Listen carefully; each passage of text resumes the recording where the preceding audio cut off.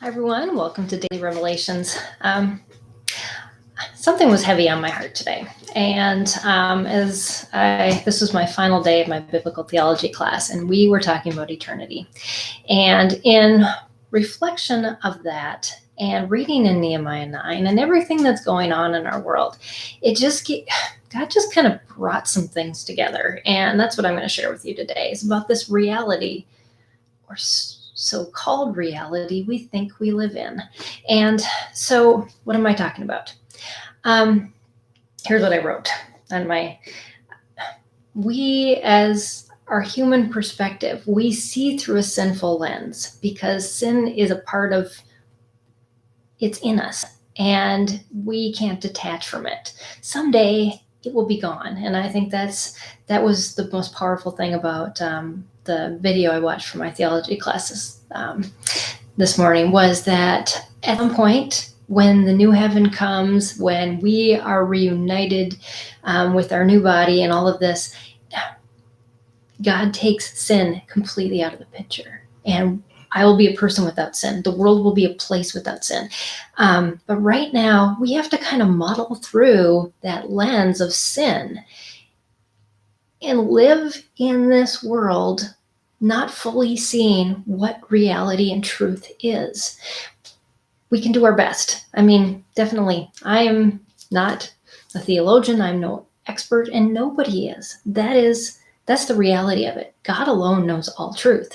So how do we live in this? Because as we see things, our perception is, if I can't see it, if I can't touch it, if I can't, feel it, if I can't hear it and smell it and taste it, then it's not real.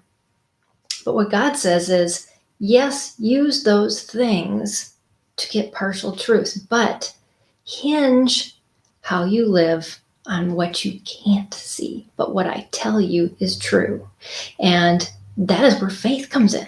We have to live in faith, because if we don't, we basically worship the muddled things that we perceive to be truth.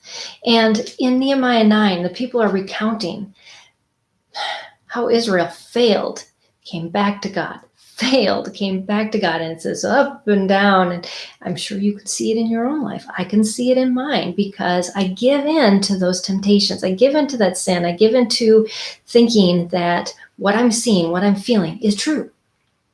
But what I have to come back to every time, and what we as in people have to come back to every time, is there is a consistent truth that's underlying and overarching all of this, and it's God.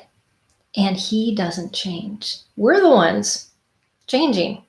And no matter what goes on in this world, He is going to use that to show His truth even more through us. And if we are faithful, it will show through as light and as hope. And so I just wrote down some notes that I wanted to read. Living in the truth that God has given us is real reality. Everything else is like a covering. It's like some manufactured version of reality. It's not really real. It's kind of a reflection of what is real, but it's not. It's like looking in a mirror, and us not really being there, but us wanting more of what we see that's good in that reflection and taking all that stuff. Morning, Daria. Thanks for joining. I am working on that today. I hopefully will have a draft to you to look at for our next quarter. I've been swamped. I have an interview today with NPR and another phone call today with another influencer. Just homeschooling has hit the highlights of everybody's homes, and it seems like now I'm an expert in what everybody wants to know about. It's been kind of crazy, but just to live light and truth. I also wrote, our greatest fight is that we don't learn from history. The people in Nehemiah 9 were recounting history. How often have plagues, hit the world, do we learn from them? Or do we repeat history because we haven't learned? And unfortunately, our human nature is to repeat history because we go back again to what we see, what we feel, what we can touch, what we can taste, what we can smell, and those will give us a false sense of reality of what is really going on. I just want to wrap up with something that I wrote a personal note to myself. Live for what you know to be true, not what you strain to see.